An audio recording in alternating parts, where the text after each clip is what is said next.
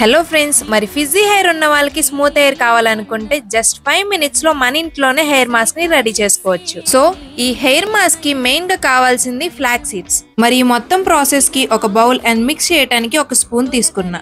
ఈ flax seeds మనకి దగ్గరలో ఉన్న గ్రాసరీ షాప్స్ లో కానీ సూపర్ మార్కెట్స్ లో కానీ అవైలబుల్ గా ఉంటాయి. అండ్ ఈ హెయిర్ మాస్క్ ప్రాసెస్ లో ఫస్ట్ గా మనం బౌల్ తీసుకొని వాటర్ ని యాడ్ చేసుకోవాలి అండ్ స్టవ్ ఆన్ చేసి ఫ్లాక్స్ సీడ్స్ ని యాడ్ చేసుకోవాలి.